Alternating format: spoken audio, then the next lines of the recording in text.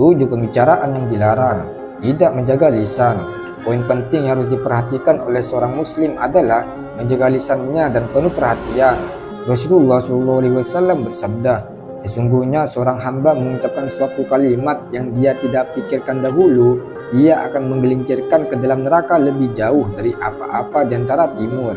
Hadis riwayat Al-Bukhari, Muslim dan Ahmad. Berkata jelek.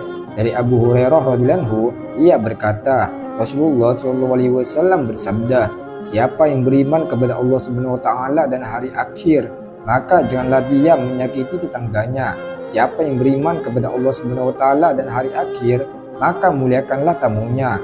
Dan siapa yang beriman kepada Allah Subhanahu wa taala dan hari akhir, maka berkatalah yang baik atau diamlah.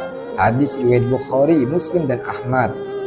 Banyak berbicara dalam setiap perkataan. Al-Mughirah bin Syu'bah radhiyallahu anhu meriwayatkan dari Rasulullah SAW bahwa beliau bersabda, sesungguhnya Allah Subhanahu wa taala mengharamkan kalian dari durhaka kepada orang tua, mengharamkan bakhil dan rakus, memakruhkan katanya dan katanya isu, banyak bertanya dan menghamburkan harta.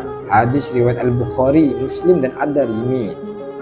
Perkataan dusta. Rasulullah SAW bersabda, sesungguhnya kejujuran menunjukkan kepada kebaikan dan kebaikan itu menunjukkan kepada surga.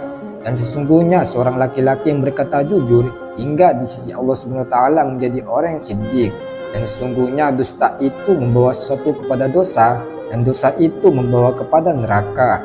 Dan seorang laki-laki yang berdusta hingga tercatat di sisi Allah SWT sebagai pendusta. Hadis riwayat Al-Bukhari, Muslim dan Ahmad.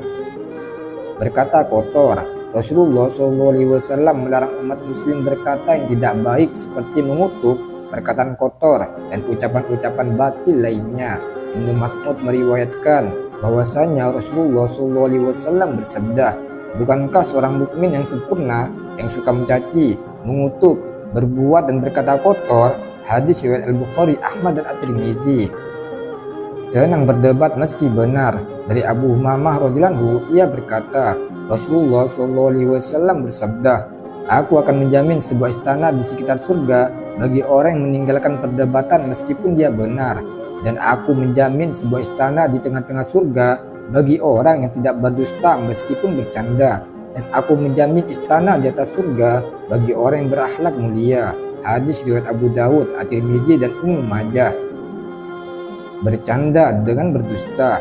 Banyak orang yang dengan sengaja berbohong dan mengada-ada agar pendengarnya tertawa. Jelas ini adalah perbuatan yang dilarang dalam Islam.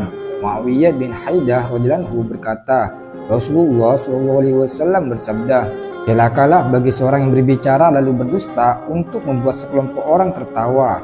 Celakalah dia, celakalah dia. Hadis riwayat Abu Daud, Ahmad dan Tirmizi. Wallahu a'lam bishawab.